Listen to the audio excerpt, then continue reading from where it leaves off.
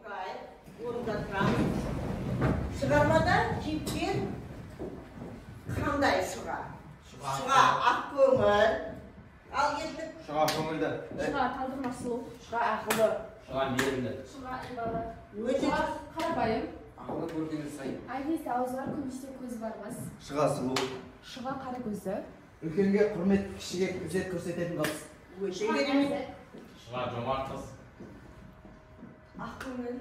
Өте көкті. Ашық мінезді. Махаббатын берік. Шыға өте әдемі. Өте керемет мінекей балдар. Шығармадағы кейіпкер кім екен? Шыға. Шығаға мінездемелі. Өте дұрыс. Отыра қойыңыз. Шыға тобы, бірінші тобы, екінші тобы, Әбдірахман тобы, үшінші Есімбек тобы. Мінекей балдар, кітабыңызды ашып, бәрін тақтаға қарайды.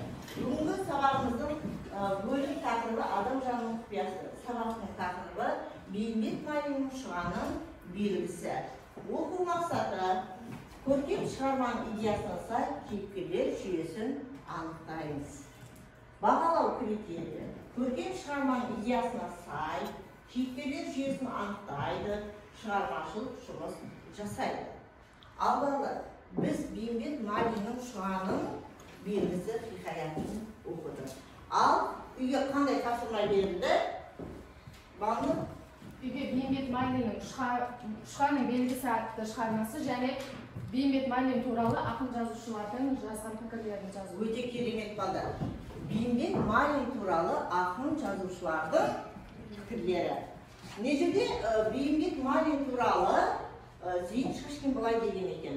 Бейімбет Майлин қарапайым ауыл қазағының ойы мен мүддесін білдіруші дейді.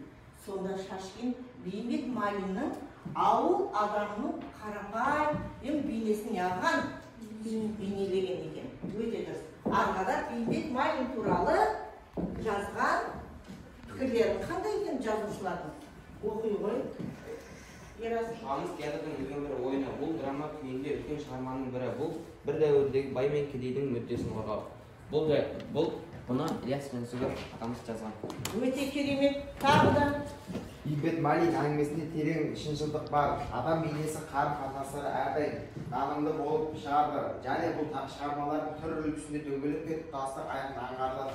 өте дұрыс. Ілиястың әдемі әр топта топ басшылары Сабина оқушыларды бағалап отырамыз. Балны оқушыларды бағалап отырамыз. Бағалау парағына Амина оқушыларды бағалау парағына бағалап отырамыз.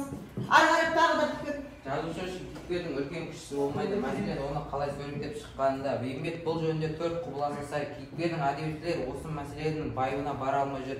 Бейімбетті тани алмау, ештеңе тани алмау. Ғабит Мүсіреповтің сөзі. Ғабит Мүсіреповтің сөзі. Өте керемет. Екінші топтан Әбдірахман тобынан Диана.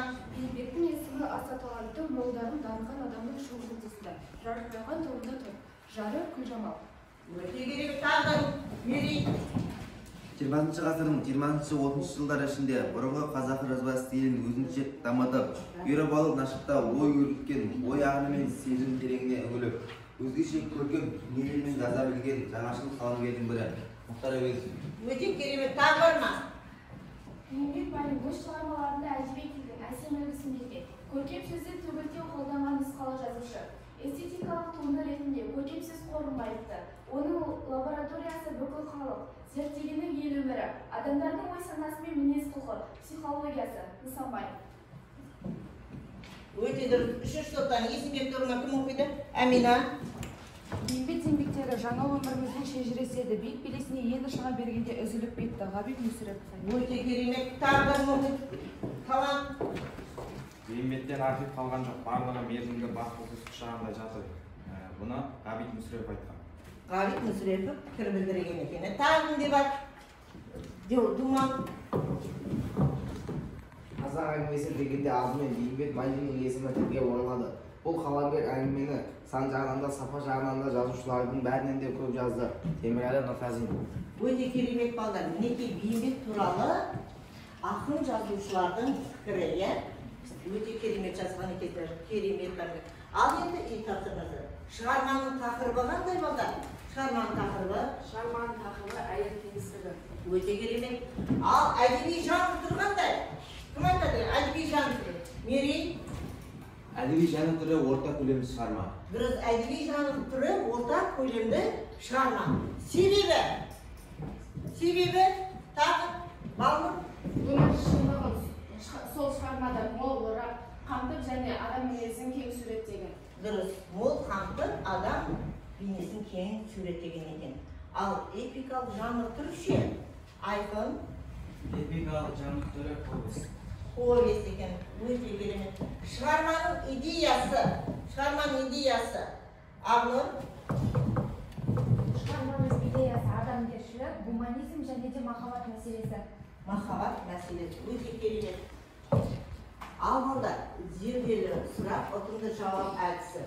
Дискрипtor сұраққа толық жауап береді, шығарма идеясын ашады, кейіпкерлер бейнесін ашамыз, Зерделі сұрақ, ұтымды жауап әдісі бойынша. Шығармада шұғаның бейнесі қалай суреттелген осы шығармада? Айқын? Шығарма өз қақ-қара болып шаш, талдырмаш және де аққұба. Аққұба, өте керемет жарайсың. Шұға мен Әбдірахман бір-бірін алғаш рет қашан, қандай жағдайда көреді? Әкежан? Шұға мен Әбдірахман бірін алғаш рет қашан қандай жағдайда көреді? Шұға мен Әбдірахман бірін алғаш рет Алтыбақанда көреді, Есімбектің ауылына барған кезде. Иә, Есімбектің ауылына барғанда Алтыбақанда көреді. Керемет, жас жігіт екен ғой деген Шұға сөзінің қандай ой тұжырымдауы болады осы жерде? Бағлан? Жап-жас жігіт екен ғой деген Шұға сөзінен қандай ой тұжырымдауға болады? Иә. Бұл сөздерден Шұғаның Әбдірахманды бір көргенін ұнатып қалғанын және де оған өз сезімін білдірмекші болғанын Өз сезімін білдірмекші болғанын өте керемет. Ал енді Шұға мен Әбдірахман арманына жете алды ма? Жете алды ма? Тағы да Ерасыл. Шұға мен Әбдірахман арманына жете алмады. Себебі оған әкесі Есімбек Қасымов және де басқа да арам пиғылды адамдар олардың бірге болуына бөгет жасады. Дұрыс, бөгет жасады, бөгет бастағанда. Тағы қосарларың бар ма осы сұраққа? Амина? Екеуінің арманына жете алуы, ол кездегі салт сана, әдет ғұрып және де көре алмаушылықтың себебі. Көре алмаушылықтың себебі өте дұрыс. Екі жас өз бақыттары үшін күресті ма? Ал Әбдірахман Шұға екеуі өз бақыттары үшін күресті ма? Кім аяулым? Екі жас өз бақыттары үшін соңына дейін күресті, олардың махаббаттары шексіз бір-біріне адал болды, бірақ Шұғаның әкесі қарсы болды екеуінің қосылуына. Шұғаның әкесі қарсы, өте дұрыс. Ал Шұға неліктен тәуір болғысы келмей жазылғысы келмеді? Не себепті? Қарақат? Шұға не себепті тәуір болғысы жазылғысы келмеді? Себебі Шұғаның тәуір болғысы келмеуінің себебі бұл жерде әкесі Әбдірахманмен бәрібір қоспайтынын білді, сондықтан тәуір болғысы келмеді. Тәуір болғысы. Қосарыңыз бар ма тағы? Диана? Шұға неліктен тәуір болғысы келмеді? Яғни сонда Шұға айтады, жазылып керегіне бәрібір бақытты бола алмаймын. Әкем аяса менің дертімді аяп отқан шығар, бірақ бәрібір де біз қосыла алмайтынымыз өкінішті. Ал енді осы Шұға мен Әбдірахманның ойларына қандай қасиеттерді алар едіңдер? Шұға мен Әбдірахманның. Тағы да Бағлан. Мен өз бойыма Шұға мен Әбдірахманның махаббатқа адал сертке беріші және соңына дейін шыдай алатынын сол белгілерін алатын едім. Өте дұрыс. Тағы да аяулым. Махаббатқа берік, бір-бірінен шын жақсы көруі, бір-біріне деген сенімділігі. Тағы бар ма қосарларың? Ақнұр? Мен өз бойыма Шұға мен Әбдірахманның адалдық, шыншылдық және де сол замандағы бәріне қарсы өз махаббаттары үшін күресу сияқты қасиеттерін бойыма алғым келеді. Ал өте дұрыс керемет балдар. Шығарма неліктен Шұғаның белгісі деп аталып тұр? Не себепті? Балнұр? Себебі бұрын ол көл Қамыскөл деп аталатын, сөйтіп Шұға мен Әбдірахманның оқиғасы болғаннан кейін оның Шұғаның белгісі деп атады. Өте керемет. Ал хикаят дегеніміз не балдар? Ақнұр? Көлемі жағынан әңгімеден үлкен, романға жақын және де баяндау түрінде қара сөзбен жазылған шығарманың түрі. Өте керемет балдар. Мінекей бұл жаңағы хикаят дегеніміз орта көлемді қара сөзбен жазылған екен, шығарма екен. Өте керемет.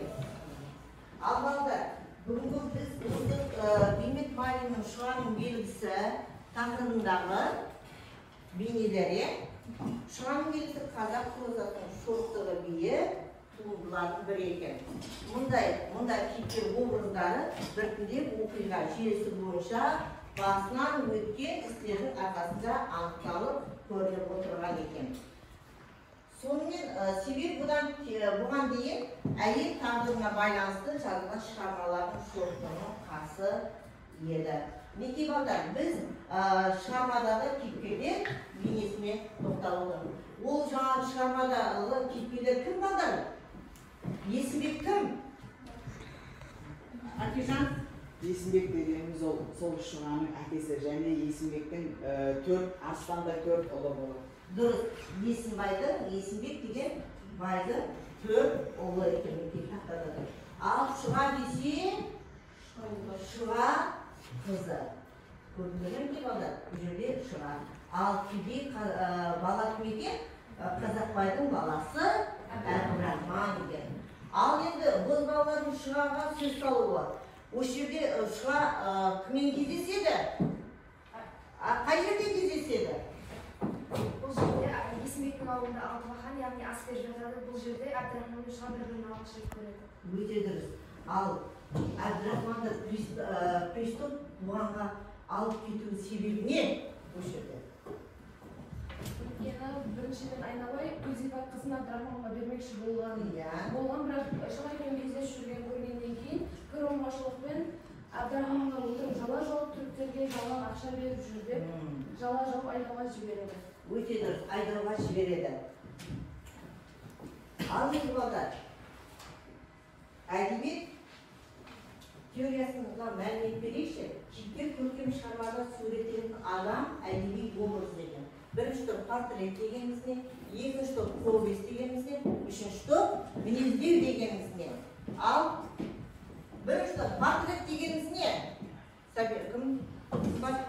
Портрет дегеніміз француздың бейнелеу бейнеленген деген сөзінен алынған сөз. Яғни өмірдегі немесе өмірде болған адамдардың кескін келбетін қара сөз арқылы бейнелеу. Өте дұрыс, қара сөз арқылы бейнелеуге кескін келбетін. Екінші топ повесть дегеніміз не? Повесть мерей. Повесть дейміз, көлемі жағынан әңгімеден үлкен, повестке романға жақын, қазақ қара сөзбен жазылған көркем шығарманың түрі. Қара сөзбен жазылған көркем шығарманың түрі. Өте дұрыс. Мінездеу дегеніміз не? Үшінші топ мінездеу, ағылып. Мінездеу дегеніміз көркем шығармадағы кейіпкердің мінез бітімі, яғни сол жердегі адамның кескін келбетін бейнелеу. Және де мінездеу екі топқа бөлінеді. Біріншісі тура мінездеу, ал екіншісі жанама мінездеу. Дұрыс, мінездеу екі түрге бөлінеді балдар. Тура мінездеу және жанама мінездеу. Тура мінездеу дегеніміз не? Амина? Тура мінездеу бұл автор мінездемесі. Яғни қазір сөзді мінездеуге болады. Сараң болса қарабай, аңқау болса мырқымбай, ал өтірікші жатыр болса Субрахмет. Дұрыс. Бұл қандай екен? Тура мінездеу екен. Ал жанама мінездеу дегеніміз не? Тағы жанама мінездеу. Думан? Кейіпкерге қатысты құбылыстар мен заттарды суреттеу арқылы қаһарман бейнесін ашып көрсетуді жанама мінездеу дейді. Жанама мінездеу дейді. Мысал бар ма жанама мінездеуге? Ағылып? Мысалы, жанама мінездеуде адамның қасындағы, мысалы, көрікті жерлерді, мысалы, көптеген орманда жүретін болса, егерде ормандағы ағаштар, гүлдер, қасындағы аңдар мен көптеген басқа да заттарды бейнелейді. Дұрыс, өте керемет балдар. Ал енді осы кейіпкерлер бейнесі бойынша сен білесің бе, шығарма кейіпкерлерін табайықшы. Шығарма кейіпкерлерін табады, кейіпкерлерді кестеге толтырады. Ал осы шығарма белгісіне кейіпкерлер кімдер? Кімдер? Кім жандар? Шұға мен Әбдірахман. Шұға мен Әбдірахман, тағы да кім? Диана? Айнабай мен Гүлзипа. Айнабай мен Гүлзипа, тағы да Айнал? Есімбек пен Қасым. Есімбек пен Қасым. Мінекей балдар, біздің шығарма кейіпкерлері Шұға, Әбдірахман, Есімбек, Тағы да Гүлзипа, Айнабай және Қасым екен. Өте керемет. Келесі тапсырма, екінші тапсырма кейіпкерлер әдісі. Бұнда ескеректік шығармадан кейіпкерлерді табамыз, кейіпкерлерді талдап жасаймыз, талдау нәтижесін кестеде орналастырамыз. Неге? Алдарына бердім, осы жөніне кестесін толтырамыз. Бірінші кейіпкер кімекен балдар? Ашылмаларды. Жазма. Кейіпкерлер Шұға, Әбдірахман, Айнабай және Гүлзипа. Жас мөлшері, портреті, мінезін жазамыз.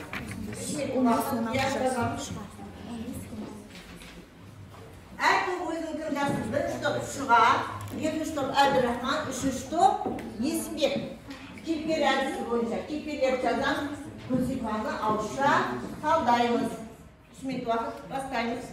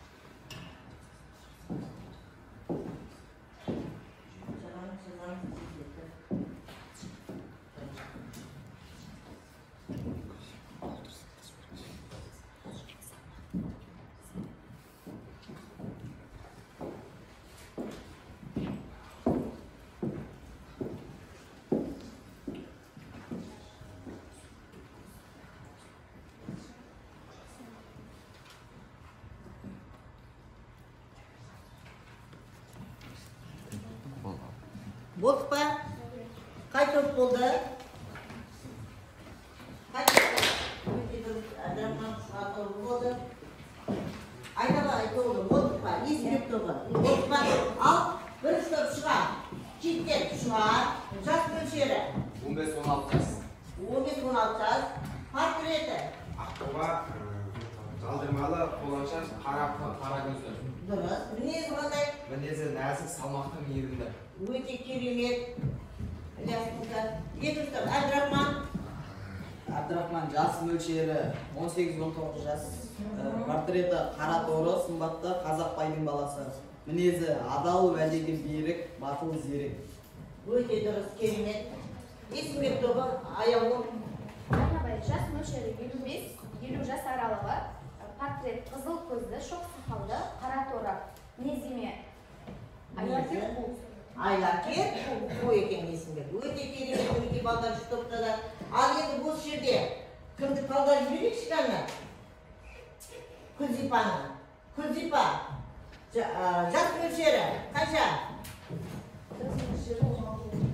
16-17 жасар. Портреті жандар?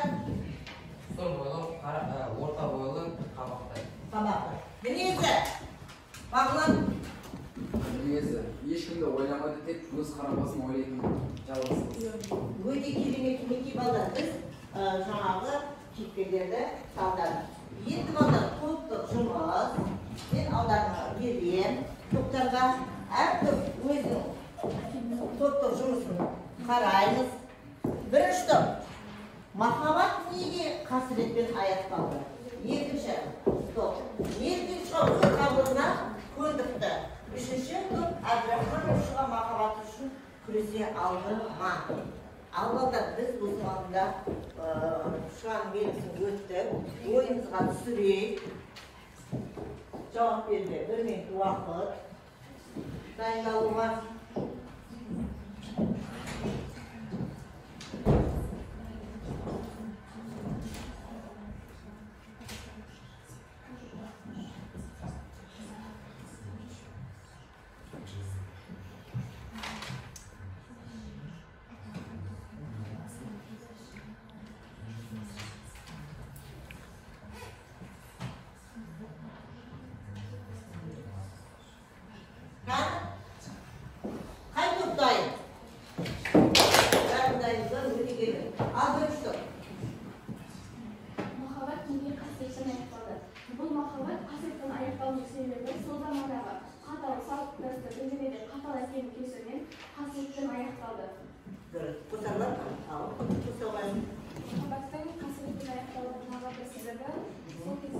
Абай секілді сіздің іштарлық көреалмаушылық қасиет бойындағы бір қасиетті кесірінен есімбектің ойын өзгерту арқылы және сол замандағы қоғамдағы тексіздікті кесірінен махаббат қасиеттің аяқталды.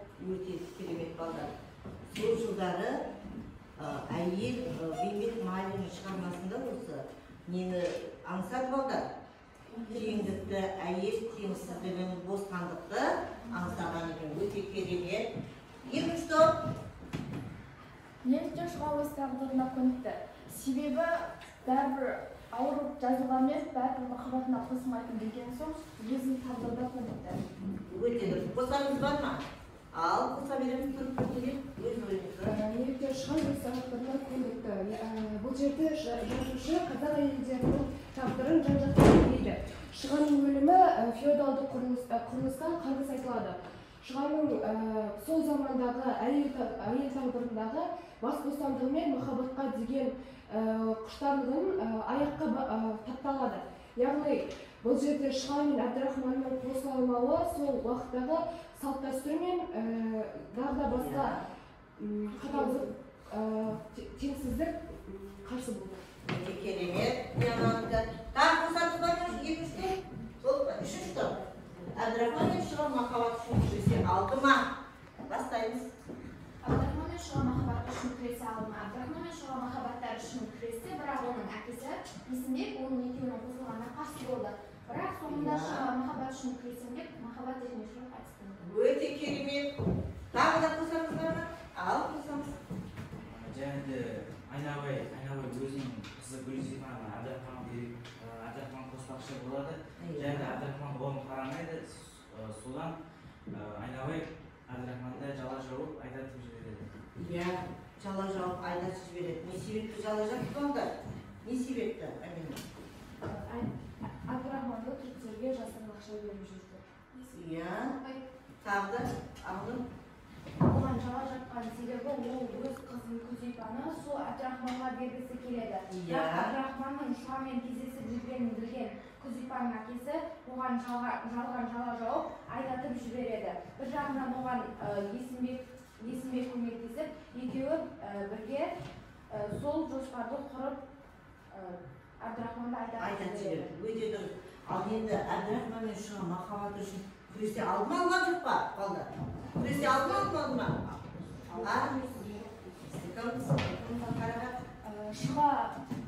Шыға махаббат дертіне ұшырады.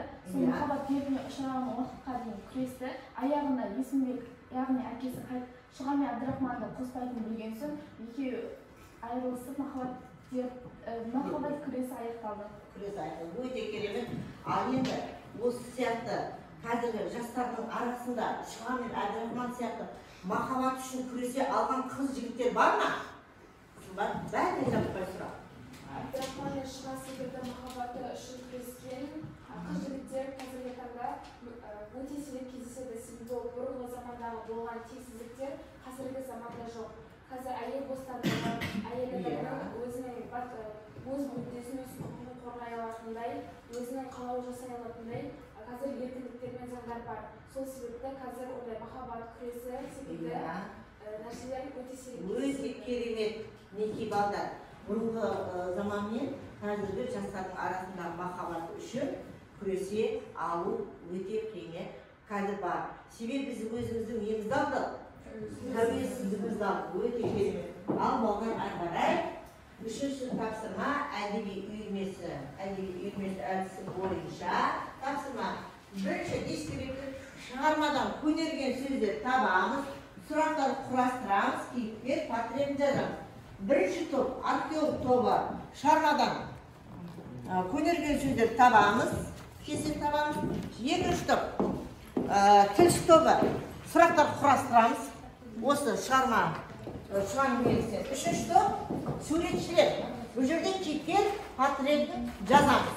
2 минут уақыт кездете қоямыз. Біз өзіміздің шығарма белгісінің ішінде қандай сөздер табамыз? Көнерген сөздер табамыз. Екінші, Әбдірахман тобы, екінші топ сендер сұрақ құрастырамыз кейіпкерлерге. Үшінші топ, портретін жазамыз шығармадағы.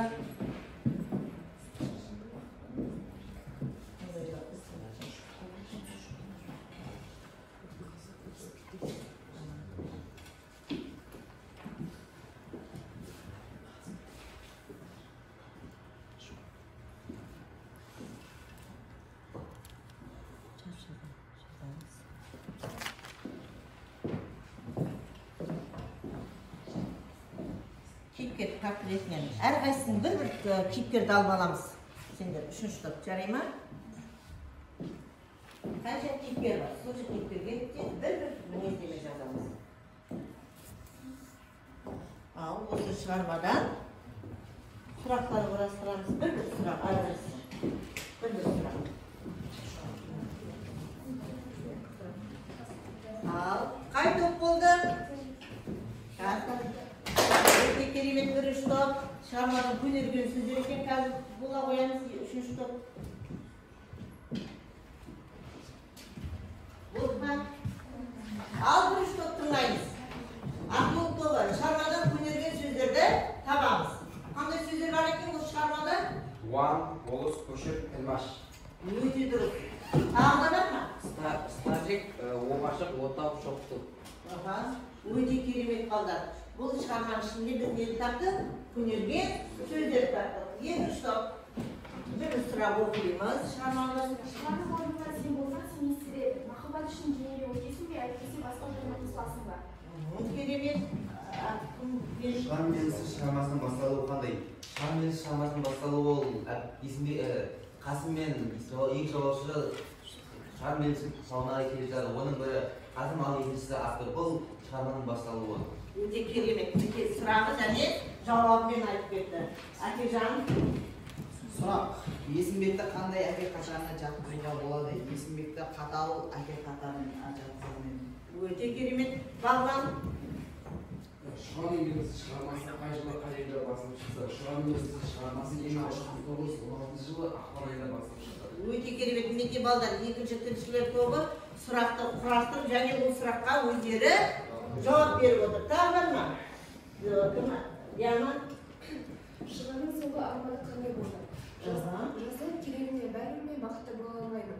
Әкем аяса менің дертімді аяп отқан шығар. Соңғы арманым Әбдірахман келіп етімнен шыға деп ескесе болғаны. Өте керемет. Бар ма? Ал балдырға кетті, балдырға мұхи ғой. Есімбек неліктен Әбдірахман мен Шұғаттың қосылуына қарсы себебі сол кездегі бай мен кедей арасындағы теңсіздік, яғни Әбдірахман сол заманда өте кедей болды және Әбдірахман өзі бай болғандықтан өзінің қызын кедейге бергісі келмеді. Өте керемет. Мінекей балдар, біз әдебиет сабағында өзіміздің тілшілеріміз кейіпкер туралы сұрақтарын сұрастырды және ол сұрақтарға өздері жауап берді. Қандай керемет. Үшінші топ. Сендерді суретші кейіпкер портретін бастаймыз. Бір портретін. Кейіпкер портретін жазушылар аққұба, талдырмаш, қалың шашты, қара көзді, инабатты, ибалы қыз. Өте керемет. Ағылым. Күзипа, қара торығы, түресі сылау келген, көздері қара, мінезі тіктеу келген. Өте керемет. Есімбек 40-45 жас, қара торы, өте қатал, өзінен тек жалғыз қыз болғанымен қызының бір тілегін орындай алған. Тамаша. Ардақ бармытан. Сегізгіл сақал отырған қара бұжыр, күлімсігі төңірек тұрған қара көзді, ішіне қайғаны бір түрлі сөйлемпаз адам. Өте керемет. Мінекей балдар, біз өзіміз осы әдеби үйірмесі арқылы сұрағымызды және шығармадан кездескен көнер сөздер таптық. Өте керемет балдар. Екінші топ өздері тілші болғандықтан өздері сұрақты құрастыра отырып сұрақ жауап берді. Ал енді осы шығарманың ішінде кездесетін мақал мәтелдер бар ма? Қандай мақал мәтелдер құрастырар едіңдер осы? Мақал мәтелдер. Шығаның белгісі хикаятына біз қыз бен жігіт туралы естіппіз, соған байланысты мақал мәтел. Ал шынға шыдар басылмайды. Шынға шыдар қосылмайды. Керемет. Ел мақтаған жігітті қыз жақтайды. Ел мақтаған жігітті қыз жақтайды. Айқын. Әр ағаның өзінің болы бар, ал әр ағашының өзінің күлі бар. Өте керемет. Қыз қылығымен сүйкімді. Қыз қылығымен сүйкімді. Тағы да ойланамыз. Әмина. Бір қыз күйеуге шықса, 40 қыз көреді. Бір қыз күйеуге шықса, 40 қыз көреді. Керемет. Тағы да. Өсте елің көрді, өсте жердің көрді. Өте керемет. Тағы да. Айқын. Ұл туғанда күн туған. Ұл туғанда күн туған бар ма тағы да? Қосаңыз. Талан. Ел малсыз болмас, жігіт жарсыз болмас. Өте керемет. Тағы бар ма балдар? Ал тез тұрып айтуға бар. Қызды ауылдың қызы көп. Өте керемет. Азаматтың біразары кімді? Дұрыс. Берейін. Оны істегенін көрген, қызы жердің көрген. Өте керемет бағдар. Мінекей біз осы өзімізді өтіп жатқан шығармамызға байланысты мақал мәтелдерді айтты. Ал енді өзімізде қандай әдет-ғұрыптар, қандай салт дәстүрлер бар? Қандай салт? Бұл жерде салт дәстүрлерде байды тек қана байға, кедейге беру жайлы сол заманда айтқан. Және де бұл жерде көптеген салт дәстүрлер, яғни қыздың үйіне құдан түсіп алады. Тағы да қандай салт? Сырға салу, қызға түсіп бару. Мінекей балалар, осы шығарманың ішінде кездесетін мақал мәтелдермен және салт дәстүрлер.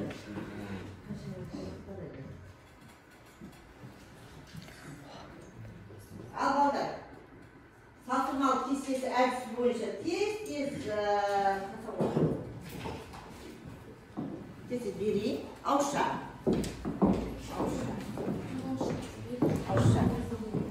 Ақтанда дискриптер бар балдар. Салқымалы кестесі әдісі кейіпкер жолаушы Шұға Әбдірахман. Мінездеме, одан кейін бойларында сен оратқан қасиеттер бар ма осылардың бойында қасиеттер? Үшінші, төртінші. Бұл қасиеттер бүгінгі жастарда бар ма? Ауызша айтайыншы балдар. Кейіпкер жолаушы, мінездеме емес жолаушыға. Мерей. Кейіпкер жолаушы ол актор мен қасым. Актор мен қасым. Бойларында сен оратқан қасиет бар ма осы актор мен жолаушыда? Актор мен жолаушының бойындағы қасиеттер ол көргенсін тыңдау және де тарихқа қызығушылық. Дұрыс. Ал бұл қасиеттер бүгінгі жастарда бар ма сондай? Бәрінде. Сұрақ. Амын. Бұл қасиеттер бүгінгі жастарда да бар. Себебі қазіргі жастар көбінесе тарихты зерттеп, яғни соларды оқуға құлшынады. Өте дұрыс балдар. Біз жаңа осы жерде қазір салқымалы неде жолаушыны алып тұрмыз. Себебі Шұға мен Әбдірахманның ол екеуіне мінездеме бердік. Ол екеуінің бойында қасиеттер, қандай қасиеттер бар екенін білдік. Және оның Шұға мен Әбдірахманның бойында қасиеттерді біз өзіміздің бойымызға не қылдық? Ала білдік екен. Келесі сабақты қорытындылай отырып, ақылдың алды қалпағы әдісі бойынша сабақ қорытындылай. Бірінші көк түске кім шығарды, жасыл түске шығармашылық, кім шығады, мерекелі ғой. Келіп шығам деген оқушылар келіп, міне қалпақ таңып алып шығарылды. Кім берек сағыда, келе ғой, келеміз, кім бар тағы, келе береді, шығам деген оқушылар болса. Қарағым, алдың ба? Тағы кімге, қандай жұмсалады? Ал. Қарағымыз әрдәсіз. Бір жасыл түс Мерей, көк түс Диана, сары Бағлан, қызыл Ақнұр, қара Ерасыл, ақ Қарақат. Кеттік. Бірінші жасыл қалпақ. Шығармашылық жаңа заманда жаңаша көзқарас, жаңаша идеялар қолданып айту. Ол шығарманың шығармасында Демет Марин өзі қазіргі жастарға тәрбие беру, яғни бұрынғы замандағы салт дәстүрлерді жеткізу. Дұрыс, керемет. Екінші көк қалпақ. Аналитика, неге не үшін кіргізіледі? Демет Мариннің Шұға белгісі аталған көрмесінде сол уақыттағы салт дәстүр қатаңдап, ал не үшін? Себебі Айнабай өз қызын Гүлсипаға Әбдірахманға бергісі келді. Бірақ Шұға мен Әбдірахман бірге кездесіп жүргенін естігенде Шұғаның әкесінің есімдікке айдауға жібереді. Яғни кім кінәлі? Бұл жерде Айнабай да кінәлі, Есімбек те кінәлі. Өте керемет. Сары қалпақ, сәттілік поэмадан сәтті кезеңдер. Сәттілік бұл Шұға мен Әбдірахманның бір-бірін ғашық болып қалу және де бір-бірін алғаш рет көруі. Поэмадағы сәтті кезеңдер. Екеуі бір-бірін ұнатып қалғаны сәтті кезең. Өте керемет. Қызыл қалпақ. Сезімтал поэмадан алған сезімдерін жеткізу. Бұл поэмадан біз өте керемет махаббат оқиғасы туралы білдік. Себебі бұл жерде көптеген сезімдер болды. Ең алғашында, яғни көңілді болды. Мысалы, Шұға мен Әбдірахманның кездесуі ең алғашқы қуанышты жағдай. Ал Шұғаның қайтыс болуы, ал соңғы жағы қайғылы жағдаймен аяқталды. Өте керемет. Сәтсізді, қара қалпақ. Әбдірахман мен Шұғаның махаббаты мәңгілік болған жоқ. Себебі оларға Шұғаның әкесі Есімбек қарсы болып, айнабай өз қызын әбдірахманға беру үшін әбдірахманға өтірік жауып оны болысқа айдатып оны қамап қояды. Сонымен шыға оны жола екеуі бір-бірімен кездесіп қалған кезде шыға оған қош қалқан қош деп екеуі бір-бірімен қоштасады. Сонымен шыға осылай ғашықтық дертіне қайтыс болады. Иә, сәтсіздік осы жерге. Ақ қалпақ. Екеуінің бір-біріне деген махаббаттары, яғни шексіз махаббат. Бірақ мәңгі болған жоқ, яғни шын ғашықтар осылмайды деген түсінікті аяқталды. Өте керемет мінекей балдар. Ақылдың алты қалпағы арқылы біз осы жерде Шығаның белгісі хикаятындағы кейіпкерлерді неғылды қолдар? Кейіпкерлер туралы аша білді. Өте керемет. Орындарына жайғаса бойындар. Керемет. Ал. Отыра қоямыз балдар. Ал. Алдарына берген парақ бар. Соны бағалау парағын реттейміз. Кім қанша жұлдызша жинады, әртөп реттей бер. Оған шейін үйге тапсырма. Топасылар сізді реттей беріңдер, үйге тапсырма. Ой толғау.